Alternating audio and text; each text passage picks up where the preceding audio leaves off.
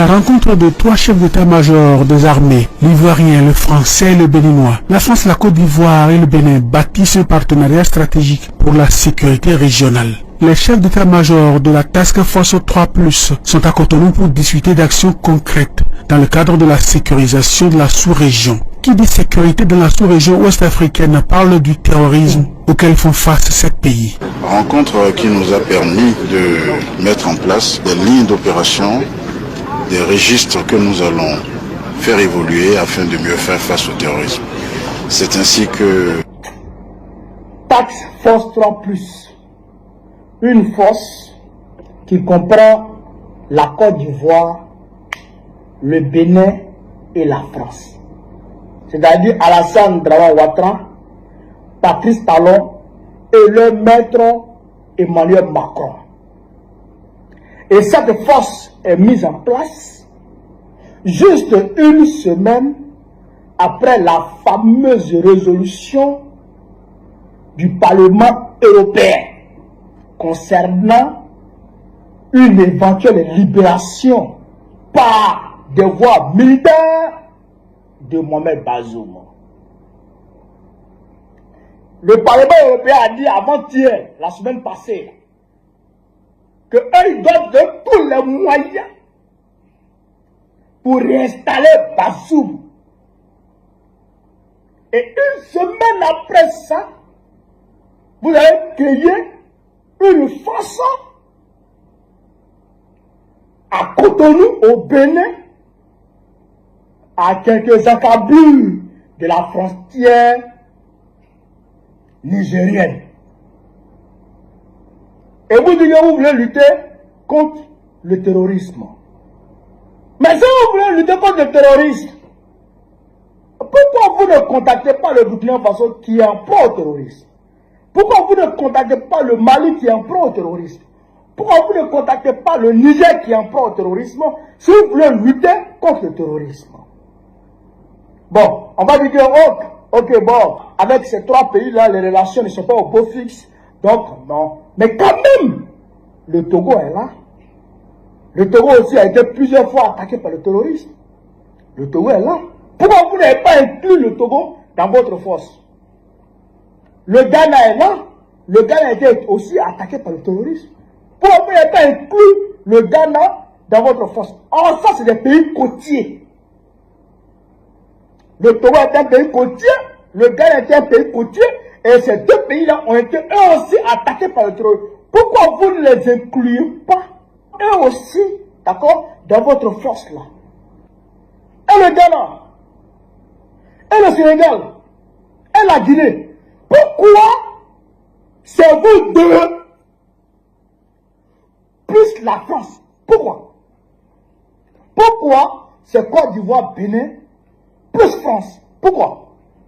Et aujourd'hui, 21 mars 2026, qu'est-ce qui se passe? L'Allemagne évacue son ambassade du Niger.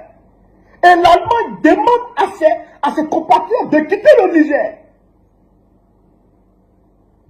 Là, dans la vidéo là, Yoromaï, c'est moi qui parle. Yoromaï, parce qu'il faut que je parle. Il faut que je parle. En tant qu'Ivoirien, il faut que je parle. Pendant la vidéo là. On dit Niger, l'Allemagne évacue son ambassade et demande à ses citoyens de quitter le pays.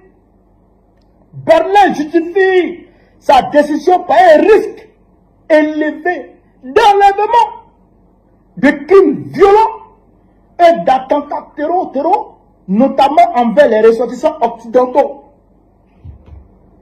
Quoi? Il y a une semaine, l'Union européenne prend une résolution, vote une résolution pour aller libérer Manu Militari par tous les moyens, Bazoum.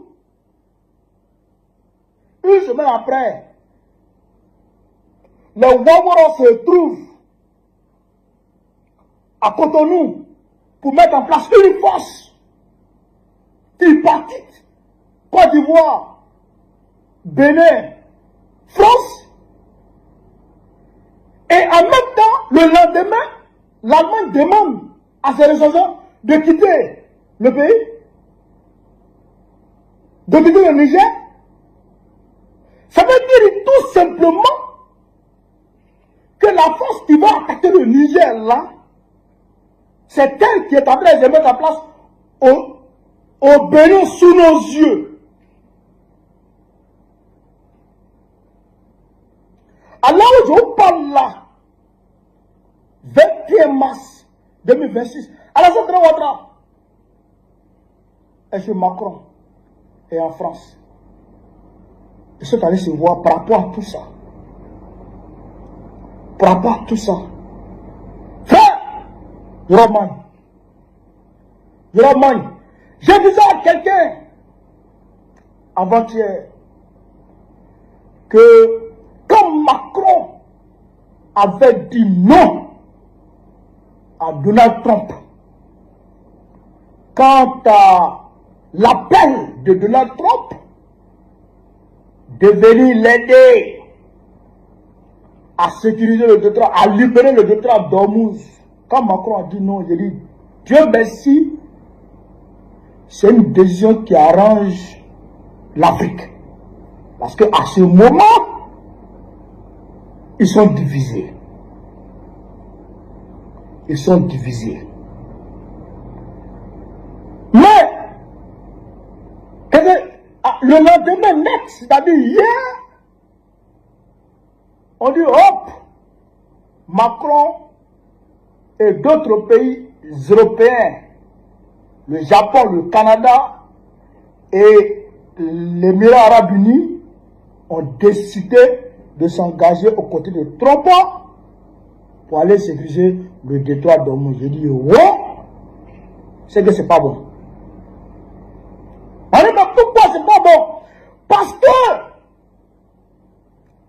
Macron veut déstabiliser l'AES. Souvenez-vous,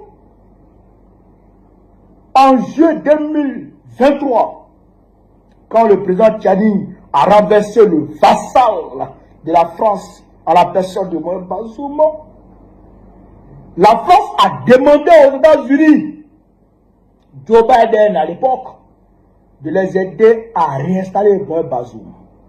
La France a dit, par la voix d'Anthony Blinken, alors secrétaire d'État américain, a dit que la France, que les États-Unis ne s'engagent pas dans une voie de violence, que les États-Unis privilégient le dialogue. Et que c'est par le dialogue qu'on va pouvoir régler le problème du Niger. Donc, ce qui a refroidi les Français. Deuxièmement, le Nigeria de Tinubu avait voulu donner son territoire pour attaquer le Niger. Mais les Nigériens se sont levés. Ils ont manifesté. Le Sénat nigérien n'a pas accepté. Et donc, Tinubu a fait demi-tour. C'est pourquoi, d'ailleurs, que, parce qu'à ce moment-là, le Togo a dit non à la violence. Le Nigeria a dit non à la violence.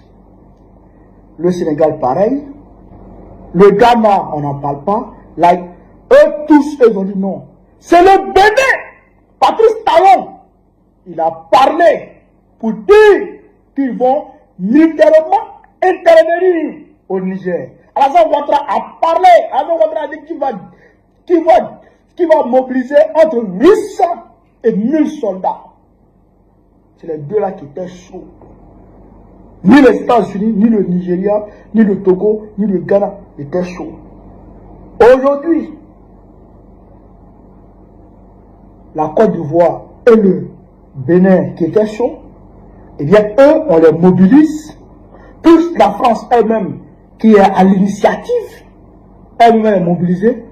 Et on fait adhérer les États-Unis de Trump à l'action, d'accord, en contrepartie. La France et certains pays de l'Union européenne vont soutenir les États-Unis dans leur guerre dans le Golfe, dans le Moyen-Orient.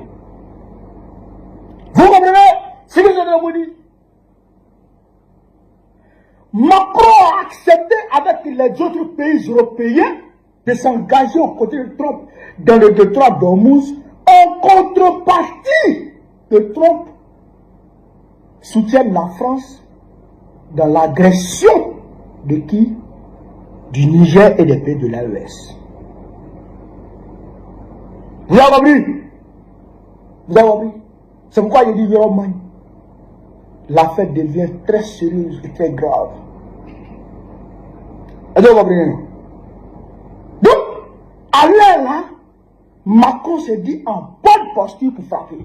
Parce que, faut pas vous amuser, on est dans la troisième guerre mondiale comme ça. La guerre est mondialisée. Parce que, tu ne peux pas dire qu'on va sécuriser, on va libérer le détroit d'Ormuz si tu ne t'engages pas contre l'Iran. Non, tu es déjà engagé contre l'Iran puisque le détroit d'Ormuz est bloqué par l'Iran. Et si toi tu viens, tu vas venir libérer là. Mais ce n'est pas des feuilles mortes que tu t'en balayer pour enlever. Non. C'est des missiles qui vont pleuvoir sur toi. Et tu t'en vas pour intercepter les missiles qui vont descendre sur les navires qui seront derrière. Mais si un missile descend, les Iraniens envoient les missiles par fragmentation. Si un missile par fragmentation descend et puis frappe le Charles de Gaulle, qu'est-ce que Macron va faire? Il va riposter. En fait, c'est une déclaration de guerre. Le fait de dire qu'on se va libérer le détroit d'Ormuz, c'est une déclaration de guerre qu'on fait à l'Iran. Donc, la France accepte de rentrer en guerre avec l'Iran aux côtés des États-Unis pour que les États-Unis, en contrepartie, l'aident à attaquer l'AES. Donc, il faut faire très très attention, chers camarades. Mais ce que je voudrais dire aux Béninois, aux militaires béninois et aux militaires ivoiriens, c'est que si vous acceptez d'attaquer le Niger, c'est-à-dire que c'est une honte, non seulement pour vous, mais c'est une honte pour l'Afrique. Et nos aïeux qui se sont battus pour l'indépendance, et nos aïeux qui ont été envoyés comme chair à canon pour aller libérer la France, vont vous maudire à jamais. Et que depuis là où ils sont, depuis leur position, ils vont vous maudire à jamais. Vous êtes des maudits. On ne va pas les armes pour tirer sur son frère noir, sur ordre de blanc. Macron ne peut pas s'asseoir depuis l'Élysée pour ordonner à Draman Ouattara d'attaquer un pays africain. Et puis vous, les soldats noirs, vous allez vous lever pour aller attaquer un pays africain. Ça, là, au XXIe siècle, là, on ne peut plus voir ça. On ne peut plus accepter ça. Si vous acceptez ça, c'est que vous êtes des maudits à jamais. C'est-à-dire que vous-même, non seulement vous devez avoir honte de vous-même, mais vous devrez avoir honte même de marcher devant les autres êtres humains. Mais vous ne serez plus considérés comme des êtres humains, vous serez considérés comme des vulgaires singes, des vulgaires macaques. Et vous comprenez là? Si vous avez les armes pour dire allez-y attaquer l'AES, retournez les armes contre lui. Parce qu'on ne peut plus accepter de tirer sur un noir sur ordre de blanc. Jamais de la vie. Moi, Bazoum là, où il est là, il mange caviar, il mange saumon fumé. C'est-à-dire qu'il mange par jour là. Il est au palais présidentiel. Il est au palais présidentiel. Ils ont libéré sa femme. On dit, madame, tu peux aller là où tu veux. Elle dit, je ne vais nulle part, je vais rester avec mon mari. Parce qu'elle sait qu'elle est bien traitée. Elle est à l'aise. En quoi la situation de Bazoum dérange la Côte d'Ivoire? En quoi est-ce que la situation de Bazoum nous dérange, nous les Ivoiriens? En quoi? Nous, on n'a pas besoin du l'uranium du Niger, on n'a pas besoin du pétrole du Niger, on a le gisement baleine, on a le gisement Kalao, on a café, on a cacao. Nous, Ivoiriens, là, on va aller chez quoi au Niger? On va aller combattre les Nigériens, là. C'est pourquoi? Si ce n'est pas sur ordre de Macron qui veut qu'on ait fait la guerre à nos frères noirs, que lui blanc, il soit à l'aise, que lui blanc, il puisse donner du confort à ses citoyens, aux Français, pendant que nous les Ivoiriens, on est en train de mourir, jamais de la vie, on le doit accepter. Et tout Ivoirien doit rejeter automatiquement cette idée-là. On doit rejeter automatiquement cette idée-là. Si Macron veut faire la guerre à l'AES, qu'il vienne lui-même et qu'il emmène les Blancs, on va se voir ici.